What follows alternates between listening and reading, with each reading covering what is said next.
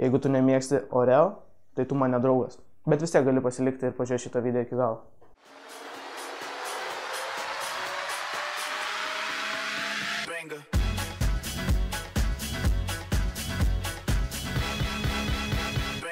Sveiki visi, su jumis sveikinasi Ričiokas, tas pats nuostabus žmogus.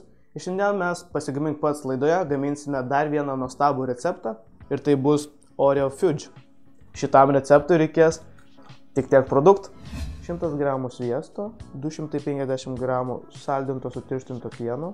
Aš naudosiu 200 gramų balto šokolado ir 200 gramų balto šokolado su skrudintomis kakavos gabalėliais. Ir apie 180 gramų Oreo sausainių. Tai bus kažkur apie 12 sausainių. Ir viskas. Tiek ir tai reikia. Taigi pirmiausia mes tirpdame 100 gramų sviesto.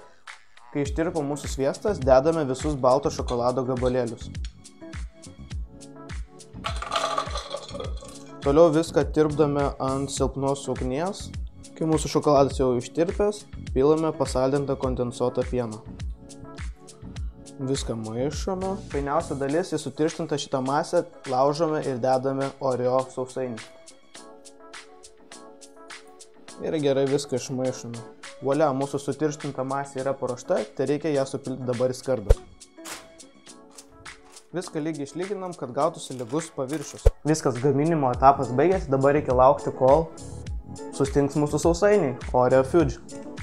Dedam į šaldytuvą ir 4-5 valandas laikom ir tada ragausim.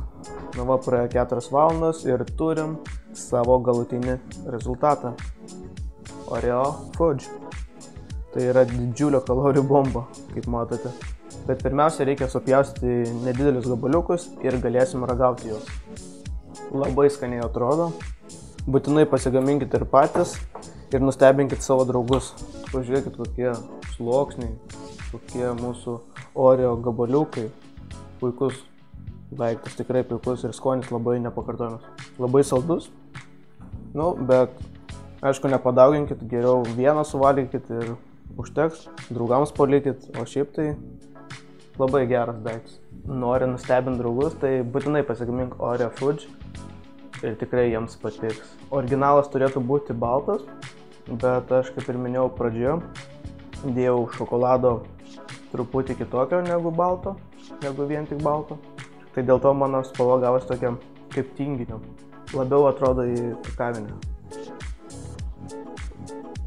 Bet skanu. Tik daug neprisivalgykit, nes labai saldu ir wow. Tada būsit hiperaktyvūs vaikai. Ir ne tik vaikai. Turiu mėgstamą receptą, tai būtinai parašyk jį komentaruose apačioje. Gal kitam epizode pamatysi savo receptą.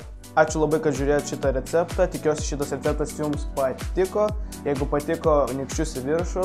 Taip pat subscribinam, laikinam, komentuojam, vertinam ir dalinate su draugais. Taip pat mane galite sekti Instagram ir Facebook puslapį. Nepatingėkit, paspauskit ir būsite aфиgeni žmonės. Tad ačiū jums, susitiksime kitam epizode. Iki!